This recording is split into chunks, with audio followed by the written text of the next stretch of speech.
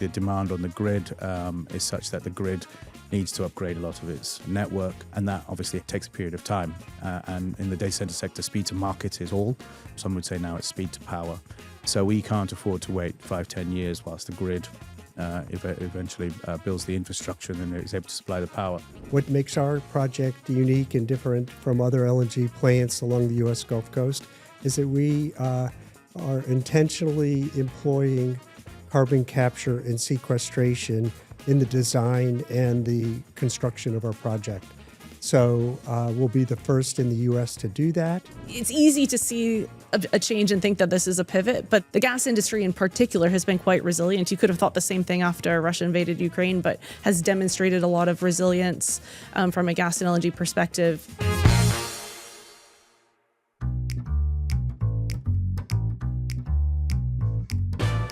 Hello and welcome to The Energy Gang, a discussion show from Wood Mackenzie about the fast-changing world of energy. I'm Ed Crooks, and this is the second of two special episodes that we're bringing you from Wood Mackenzie's conference on gas, LNG and the future of energy. In this episode, we're going to be talking about surging electricity demand for AI and what that means for energy security and for emissions. To discuss that, I spoke first with Neal Kalita, who is the Senior Director for Global Power and Energy at NTT Global Data Centers, which is one of the world's leading data center developers. And I asked him what he was seeing in terms of rising energy demand. What we're seeing in the data center sector as a whole is, in North America specifically with the AI, the onset of what we call gigawatt scale data centers, which are much, much bigger than we've ever built before. And as a result, need a lot more power. And the demand on the grid is such that the grid needs to upgrade a lot of its network. And that obviously has takes a period of time. And in the data center sector, speed to market is all. Some would say now it's speed to power. So we can't afford to wait 5-10 years whilst the grid eventually builds the infrastructure and then is able to supply the power. So we've started looking at on-site generation, and the only fuel that really provides that 24/7 firm capacity which data centers need is gas. So the various technology providers who sell gas turbines, gas engines, are all pretty much sold out now, and the sort of lead-in time for those types of technologies are, a good couple of years as well. So I think where we're coming from a gas supply is really interesting because our core business is building data centers and operating them, not building power plants. And from my perspective in energy, the commercial angle I'm looking at is actually, okay, what is the technology that we're going to get that we can get access to in time? And then who is taking that commodity risk of the supply? We're kind of toing and froing at the moment internally about whether we should be the ones responsible for buying the gas supply, or we should really just give it to the IPP plant operator, let them have that as upside. But with the kind of flip side of the coin of that, we want price certainty for that term. Yeah, no, it's really interesting. So you're sort of, if you like, going further and further up the supply chain, right? That you first of all had to start thinking about power supply and where that was coming from, and now you're having to start thinking about the gas supply that comes to the power plants to provide the power that you're using. And also, from a site perspective, is there a gas connection nearby? that often, and the siting of those power solutions is a really interesting question. Do we actually want it within our red line boundary, which takes up space, means we can't build as much as we'd like to, or do we actually co-locate, as some of our clients and competitors are doing, or do we work with an IPP and come up with an alternative strategy for an off-site private wire type arrangement? Right, because I feel like probably, let's say a couple of years ago, when the AI boom was just sort of starting to gather momentum and people were excited about the technology and people knew there was going to be a need for a lot more power.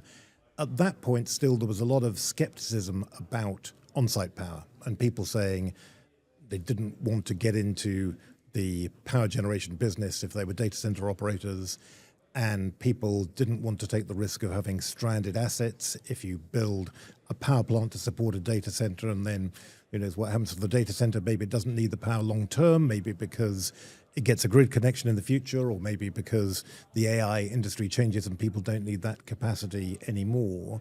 you're saying those fears have kind of fallen by the wayside. Is that right? Because, as you say, speed to power is everything. People just need that connection as quickly as they can get it. I wouldn't say it's fallen away. I think we've just become, we've got a better understanding of the economics and the commercial realities of that from the energy sector, and also, with our own internal risk assessments, worked out or are formulating what we believe to be the most risk-balanced strategy for us. Where this has come into play more so is the fact that there's been such a proliferation of gigawatt-scale campuses, and as a result, the grid has got more taking a lot longer to come online. The fact of the matter is, the data center will always need the grid. There is some basis for the fears that the gas power plant might be stranded, and what we've invested a lot of time in thinking on is to actually say, okay, how can we develop an equitable structure with the IPP and make sure that the term that they need is aligned to what we need and gives them the flexibility, revenue stacking, and changes in use case of the power plant over time as the data center evolves. And the fact of the matter is, in the conference yesterday, there were some concerns about whether the power will actually still be required. And I think as the grid gets built out, the power will still be required because the GPUs are increasing massively in what we call density. So the amount of power one of these chips needs is I wouldn't say exceeding Moore's law, but it's getting there. So that requirement is going to be driving the power need. So that's really interesting. So in other words, sometimes you hear talk about on-site generation being a kind of a bridge solution. In other words, as you say, a grid connection is ideal. The grid has all kinds of advantages. It's more reliable, it's probably lower cost, may have lower emissions. For all of those reasons, in the long term, every data center operator that we talk to always says, grid connection, that's what we want. As you say, that's not always possible on the time scale that people want it. So as a second best option, you go to on-site power, and then you can have that kind of bridge where you run the on-site power for a while as your main power supply until you get the grid connection. But what you're saying, is that then when you do finally get that grid connection, you're basically going to be using both. So you'll keep using the on-site power and you'll have the grid connection as well because your power demand is going to be so great. Yeah, exactly. I think, the first point I pick up is that you made was really interesting is which is the more reliable network, gas or the grid, right? And I think, with the increasing power density, the energy consumption that's done by the data centers is largely driven by how the clients use the space, and that we're all beholden to the foibles of AI and the use cases around that. I think with the gas, what's really interesting in having on-site generation is it does give you flexibility as an operator to, as you say, initially during the construction and development phase, bring that the capacity, the data capacity online quicker. And then as the grid gets built out, we can then continue to use that to facilitate the gas to facilitate the build out of the rest of the campus. And then once the grid is fully operational and the client is fully installed, then depending on what the gas is doing, what the AI client is doing, we may see scenarios where grid price, the cost of electricity from the grid, is prohibitively more expensive. And so we might then actually say, well, actually the on-site generation, we might flip to that. And an energy mix of a data center is something that we're really having to start to consider a lot more. Right, because you talked about gas as essentially being the only solution for 24/7 power, which is what the data center users need.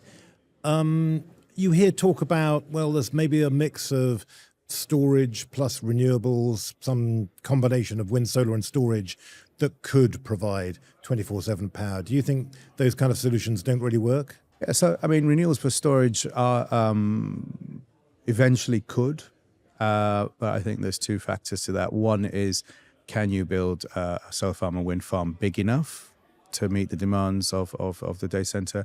And then can you get a battery long enough duration to meet that requirement for that 24/7? Because the wind doesn't always blow and the sun doesn't always shine, obviously. I think, There will be a space for renewables and then storage, mainly, I think, through corporate PPAs, rather than actually having a solar plus storage asset next to a data center. And those corporate PPAs, power purchase agreements, that's a very well-established model, right? There's been a lot of that. Those big tech companies in particular, they've been the big buyers of energy, renewable energy, under those PPAs. Right? They have. We all have. And you know, that's an important message to get across, is the data center sector, wherever we go, we are almost a catalyst for investment in renewable energy because we have that demand. And with the forthcoming changes in the greenhouse gas protocol, where cross-border PPAs might not be considered as favorably, I think we are going to see, a greater data center demand in countries where, for example, NTT, I actually buy all the renewable energy PPAs for GDC at the moment. We've always advocated this one principle of in-country, for country. So we won't buy, for example, Spanish solar to decarbonize German consumption, although we could. So yeah, we don't have to unwind our positions from that at the moment. And you say you could do that at the moment, but under the changes in the greenhouse gas protocol, which is what essentially the framework for emissions reporting, you wouldn't be able to do that in future. It would be, I don't think it'd be considered very favorably. Yeah. I want to go back to a question you raised earlier and try and get your answer to it. You said there's an interesting question about what's more reliable, the electricity grid or getting gas supply from the gas pipeline network. What's the answer to that? My personal view, and this isn't NTT or anything, but my personal view is I think gas is more reliable. I would say that in a conference today, but no, I think so. Some of the data that we've seen for particular countries bears that out. And also, logically it also makes sense because, with the electrification of everything, the low carbon transition, etc., the pressures on grid are going to increase. That obviously relates to two parts. One is the megawatts available and then also the price of those. And I think that's where we're going to see the challenge and why on-site generation isn't just a bridge for the short term. I firmly believe that data center operate, the smart ones, will actually see it as creating an energy mix to make the energy cost competitive and also to take into account the vagaries of what's going to happen with the grid. Like, for example, climate change. If temperatures get too high, overhead lines will start to fail, blackouts, etc., which aren't great for data centers. So having both our on-site resilience, which is normally gen-sets, and then our own power plant, access to our own power plant, makes a lot of sense. And one of the key service level agreements that colo operators like us operate under our clients is our availability.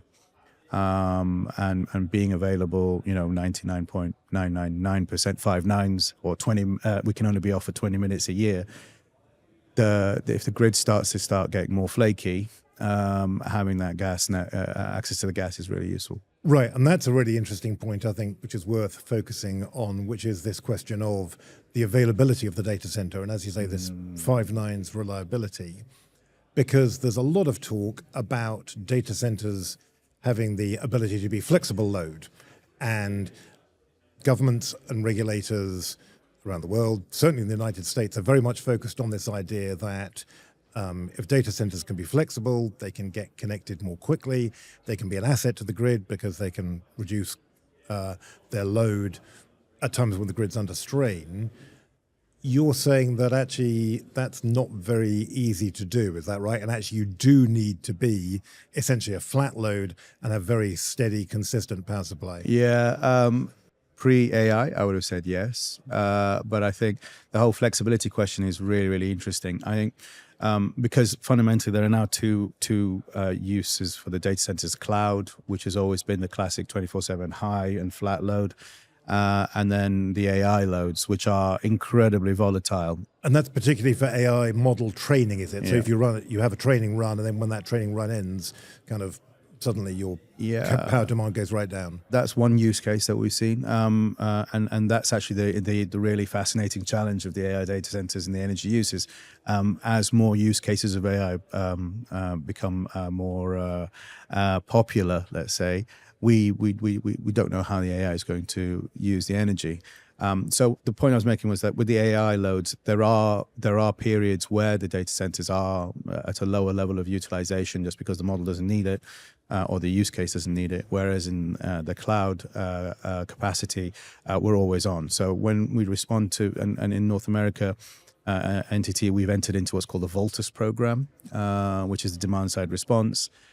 So I think it was last year, we actually supported the Virginia grid by coming off grid, running on our diesel generators for a couple of minutes, a couple of hours, to allow the grid stabilize and keep the lights on for the community and the county. I think in the rest of the world, it's a lot more challenging. And that's largely because of, in Europe, the permitting. What we're trying to do, work with regulators at the moment, is to say, look, if we are turning up for the grid, i.e. we're coming off grid and running on our diesel generators, you can't then penalize us for violating our environmental permit because we're actually doing a service to the community. The flip side of that coin is that, okay, so you're doing that, but you're also meeting our SLAs by providing a stable grid. And by coming off. So yeah, swings and roundabouts is with all these things. I think the decarbonization piece is really interesting as well, because running on diesel gensets isn't exactly sustainable. Yeah, good point. So how do you do that then? A lot of these companies, the big hyperscalers in particular, still have these ambitious goals for reducing emissions. How do you reconcile that with increasing gas consumption? Yeah, so one is the specification of the gensets, so scrubbers and all the like, and then the other is alternative fuels.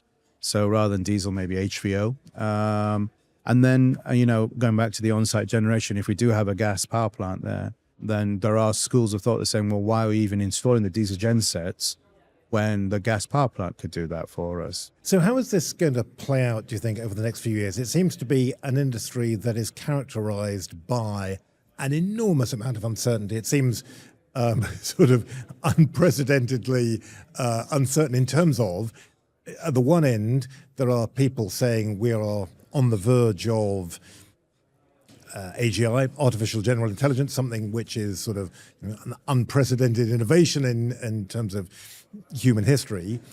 On the other side, there are people who say, well, now it's emerging that the commercial case for AI is absolutely unproven.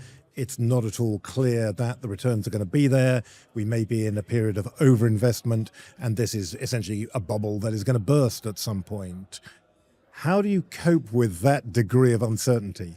I think that uncertainty is a result of the fundamental changes. So revolution, as some people are calling industrial revolution, and revolutions, things break and get recreated. And I think, I can't remember who quoted it, but before you can create, you first have to destroy, right? So, and I'm not suggesting that in any shape or form, but what I am suggesting is, as you've alluded to, the transition is a step change. It is challenging, made more so, I'd say, by the time frame, the compressed time frames that our sector operates under.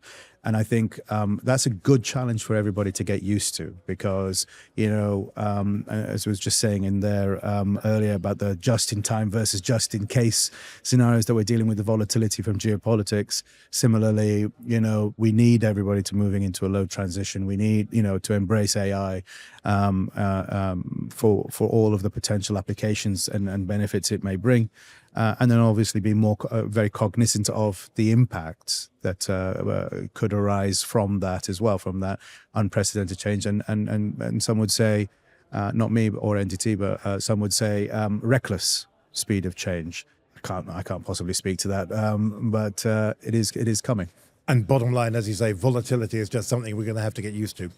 Yeah.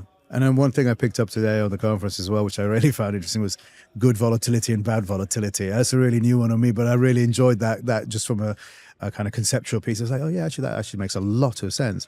And that for me is the juice of coming to these sorts of conferences, particularly when it's commodity based, is, you pick up on that and take it back to the DC sector. And the fact of the matter is power and energy in data centers is becoming more complex. It's becoming more diverse. It has to be decarbonized. And it's under massive amounts of scrutiny, not just from the regulators, but from the communities that we operate in. And at NTT, we're very, very clear about our commitment to the communities that we make when we start building these things. Well, I hope you'll come back again on the Energy Gang very soon to talk about how this volatile world is changing, how this very dynamic sector is and playing how we out. did it as well. I can see now, though, that lunch has started, so we should break off for now. But it's been great talking to you. Neal Kalita, thank you very much indeed. Thanks for having me, Ed. I spoke next to Keith Shoemaker, who is the Chief Commercial Officer at Coastal Bend LNG. And I asked him, first of all, to describe what it is that his company does. We are a project developer, and we plan to build a LNG liquefaction plant in the Corpus Christi area of Texas on the Gulf Coast. And what makes our project unique and different from other LNG plants along the U.S. Gulf Coast is that we are intentionally employing carbon capture and sequestration in the design and the construction of our project. So we'll be the first in the U.S. to do that. And then in addition to that, I plan on procuring low methane emissions upstream supply to deliver what should be the lowest carbon intensity LNG in the world. So what's the commercial case for that then? Because, I mean, obviously in theory, you might be able to get a premium price for LNG that has low associated emissions. In practice, it seems quite difficult to do. Yeah, no person who is a consumer of nat gas, either for residential reasons or for industrial or power generation, wants to pay a premium for the environmental attributes. So that's what makes it difficult to include it in your project. So we have a location which is not a pure greenfield project, but because we're partnering with Enbridge, who has the Ingleside Energy Center, they already have the dock facilities there and the piers that they have agreed through an arrangement to let us use. It'll be a combination greenfield for the liquefaction train and the carbon capture and the storage, but it'll be brownfield for the maritime facilities. So it will keep our cost lower. So we'll be able to put the carbon capture equipment on the project and not charge a price or a premium over other LNG offtake volumes. Oh, that's very interesting. Yeah. Right. So it's not that, as you say, you don't need a premium price. You can match the price of your competitors, but with lower emissions. Exactly. Got it. And we will benefit from the 45Q, IRS 45Q tax credit program. So that will cover the cost of the OPEX for the transportation and the sequestration of the carbon. So what kind of customers do you think will be interested in buying this gas with lower associated emissions? Primarily right now is the European utilities that will be subject to EUMR. The methane emissions regulation, right? Correct. Yeah. Yes. Yeah. There are primary customers right now, as well as utility and LNG merchants from the Far East, your big LNG players there, because even though the countries of the Far East haven't come up with their own individual EUMR type program, they're watching Europe very closely and have this clean program that they're trying to pattern, let's just say, around EUMR. So I think, big energy importers of LNG who have a mandate to lower their carbon footprint would be our buyers. And what about the hyperscalers, the big tech companies? There seems to be a lot of tension in that industry right now because those companies growing very fast, they're investing a lot in new data center capacity, and therefore their energy consumption is rising very sharply. And a lot of that energy consumption is in natural gas because that's the way they can get 24/7 reliable power. But they also have very ambitious goals to reduce their greenhouse gas emissions. And reconciling those two objectives is not easy for them. Are you able to provide part of the solution for that? We could if they were a international hyperscaler or international facilities, and they wanted to use low carbon natural gas to generate the electricity. So they would import it in the form of LNG. We would be certified low carbon LNG, which they could source for their power generation, let's just say in Europe, in an individual country. So I think that they could be a customer directly or indirectly, much like in the U.S. where the hyperscalers are trying to lower their carbon footprint of their fuel stack that generates electricity for running their data centers. Have you had any conversations with hyperscalers about that? Do you know if they're interested? I do know. I mean, you can't help but not read about how they are, trying to procure, let's just say, low emission energy. I have not seen that yet. I mean, I expect it over time, especially if they have facilities in countries that depend on LNG, and if they carry on with what their intentions are in the U.S. and on a global scale, then they'll only want to supply the power that generates the electricity for their locations around the world with low carbon LNG. So how do you think that market for gas with low associated emissions is going to evolve over time? Is it really going to depend crucially always on government regulation to compel customers to get it? Or is it going to be a thing where increasingly you'll see maybe the tech companies, maybe other large consumers saying, we have our own emissions goals, we need to hit those goals, therefore we're going to have to look for low emissions gas as part of the fuel mix to achieve that? What do you think is really going to be important in the future? I mean, if you look at the hyperscalers as a separate segment of the demand picture, what their cost structure is, they have said that the energy is a small portion of their total cost, so they're comfortable with paying a premium for low carbon energy. But they're only a small segment of the demand. You have industrial energy users, let's just say in Europe, who don't want to be disadvantaged by a tax on the LNG based on its carbon or methane emissions levels. And so it's a hard solution to solve the problem if you don't want to add cost to the delivered product. So one of the ideas I had, if you could combine what is proposed under EUMR with what is proposed under CBAM, and look at natural gas as an LNG in the form of LNG and its carbon avoidance, and create a currency for that avoided carbon tied to the price of carbon in Europe, and then use that offset against the CBAM tax on cement, steel, fertilizer, and electricity, then you could have a carrot approach as opposed to the stick, and create a market where you would encourage continuous improvement and bend the curve on the greenhouse gas problem. Very interesting. So that is then, for example, you mean if you were using LNG imported into Europe to replace coal for power generation, right, that would count as an emissions benefit.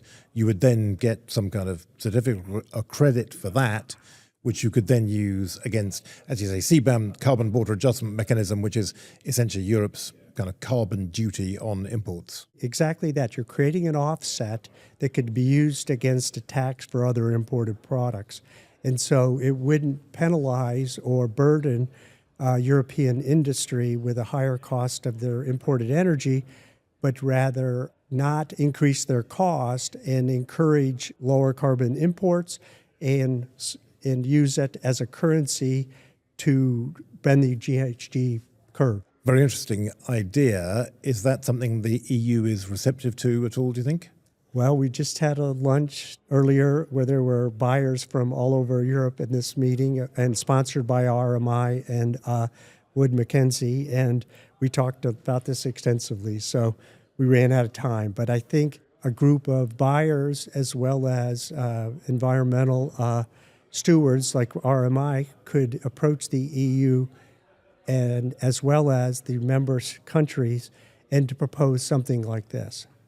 And I think that there's opportunity out there for a pragmatic solution that will not burden the industry and the economies of the countries within Europe.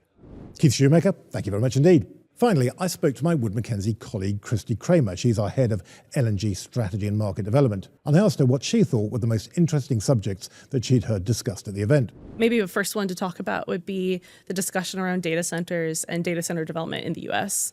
So obviously our view, and I would say most of the consensus of the people speaking in the audience here has been we're going to be on a growth trajectory for gas demand into power and data centers. There were some opposing views in there, and there's obviously a lot of risk around those views. But I'd say generally speaking, that's the discussion that we had. And that's that basic story about huge excitement over AI, a lot of investment going into new data centers, therefore strong growth in demand for electricity, and a lot of that demand being met by new gas-fired power generation. Yeah, absolutely. And and Ed, you and I have met with lots of customers over the last several months, right? And so thinking about, what we hear from the tech companies, the hyperscalers, the power community, utilities, IPPs, investors and lenders to this space, there's a lot of things that the ideal power solution for a data center would have.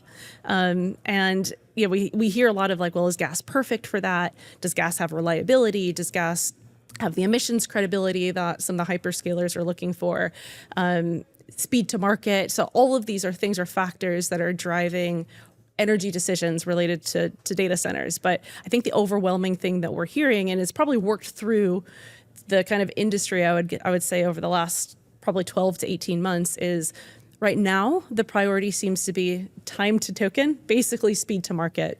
And so to the extent that energy supply is a constraint or one of the constraints in getting a data center up and running, there's been some level of, and every hyperscaler is different, but some level of compromise on whether it's reliability or green emissions or looking at short-term versus long-term arrangements, just so that you can get that time to token. And ultimately, we're seeing a lot of gas development to support that. Right. And certainly there will be a lot more solar generation and there'll be a lot more wind. It's an all of the above solution. Yeah, absolutely. Yeah.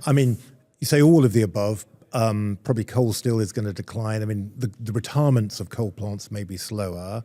Nuclear, I think, is going to be slow to come on, would be my expectation. But as you say, people are going to be looking at every option they can for power supply, and the things that are the easiest to build readily and quickly is, as you say, it's wind, it's solar, but it is gas in particular. And I think the gas industry is ready to support that quickly as well. In the sense that you mean gas supply can rise to meet increased demand for power generation? I think just kind of across the whole sort of not even value chain kind of ecosystem of the industry, whether it's the dollars behind it, it's the supply side, infrastructure development. It's a mobilization, right, to be able to meet a surge in demand, and it may not be smooth in all cases, but the idea of recognizing that this is maybe an opportunity to support, demand growth, load growth, and AI development in the U.S. Yeah.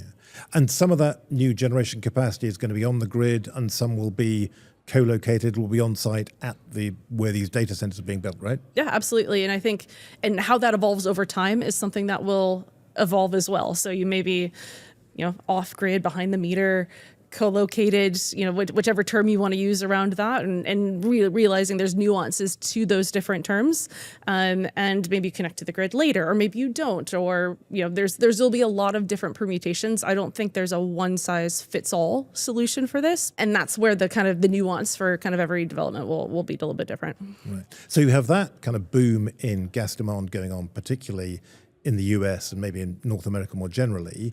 At the same time, there's this other boom, which is sort of entirely separate and unrelated, which is in US LNG exports, where this huge kind of wave of new export capacity being built, apparently maybe in a very timely way because of the other big news, of course, of this year, the war in the Middle East and the closure of the Strait of Hormuz and the massive disruption to world LNG markets caused by losing about 20% of global LNG supply that came from Qatar through that strait.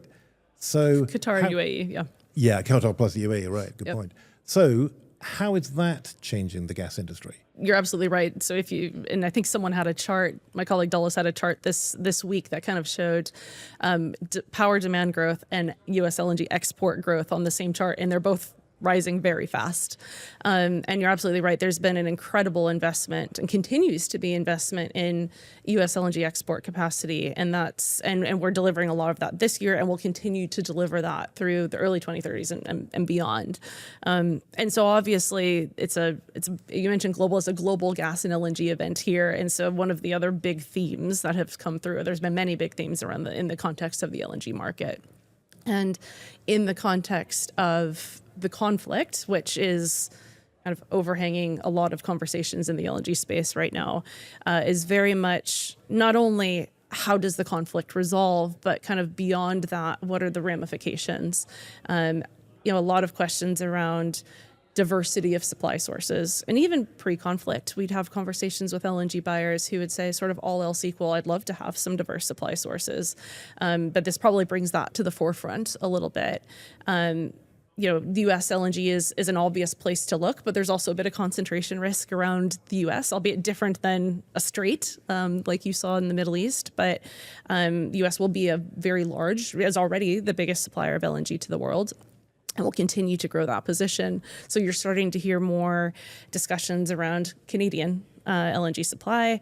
And then, frankly, there's a lot of other places that are kind of coming back into conversations that you really didn't take very seriously maybe a year ago. Such as? Oh, I mean, there's lots of different opportunities, but we're seeing momentum in Argentina.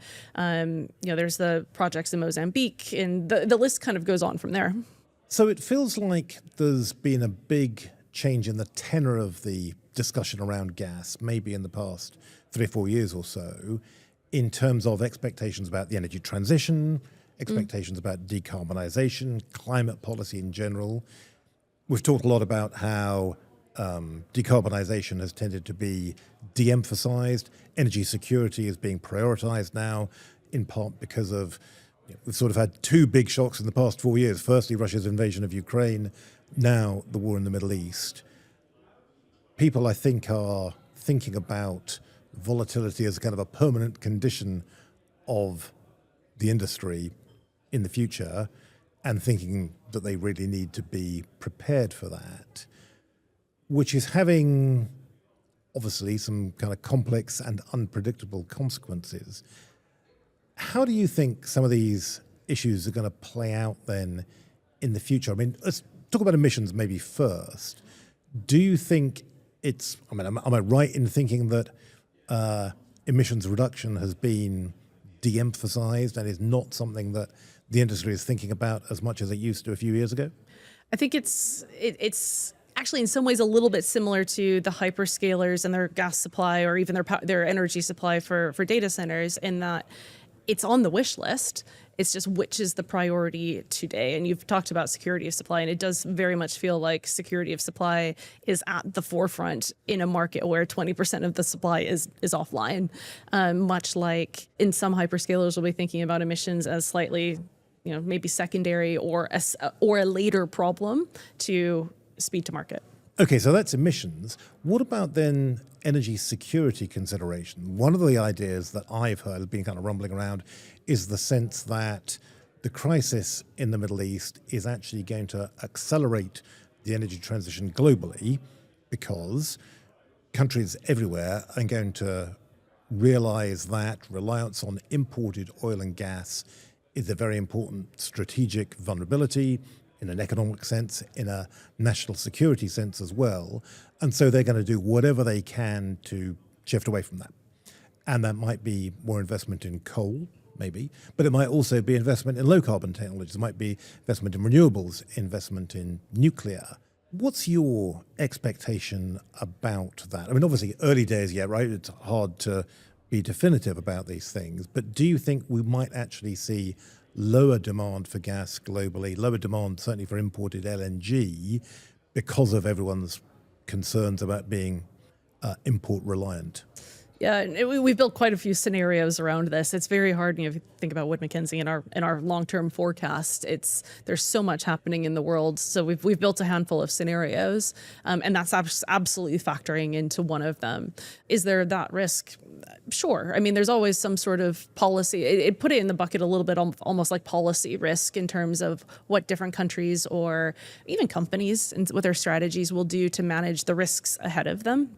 I do think one thing that was talked about quite a bit at the conference today, today and yesterday, which is obviously a gas and LNG focused conference, was actually about LNG buyers wanting to shore up their supply chains and possibly having more shipping access, or that can translate into FOB purchases versus delivered purchases, to get into some technical LNG terms there. But the idea of not letting someone bring you supply and being beholden to them, but building maybe your own portfolio of supplies with that diversity to be able to, again, kind of control your own destiny a little bit more. I heard a good line from someone during the event who said, it's not about just in time anymore, it's about just in case. Yeah. Yeah. So I guess that's a good exactly example of that. Yeah, and I'm sure that's right. What about, though, those more fundamental changes then? I mean, it's one of those things people always like to say, the world has changed, nothing will ever be the same again. These are kind of claims it's easy to bandy about. And you can hope that no one will ever come back to you, later and pick you up on them when things have gone back to being exactly the way they were before again.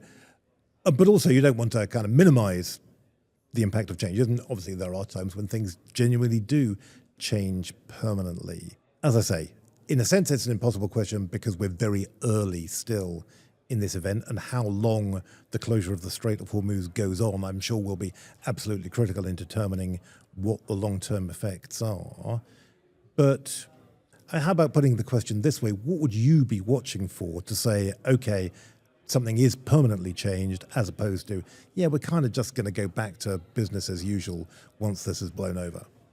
It's still early days, as we said. We've not got a resolution yet, but it does in some ways feel a little bit like COVID and the pandemic, where it was such a dramatic change.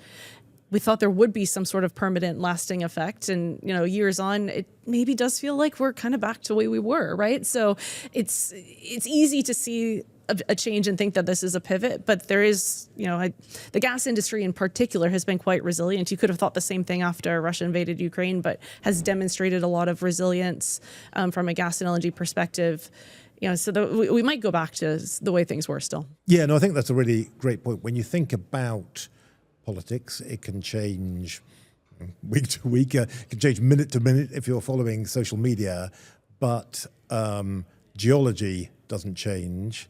It certainly doesn't change week by week anyway.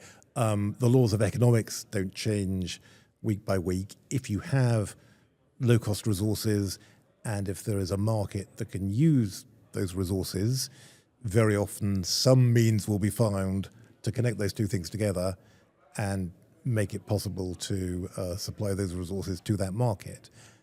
And over time, my general sense of things is that, as I say, those kind of fundamental forces of where the resources are, how the economics stack up, that's really going to determine the future of the industry rather than political changes, whatever they might be.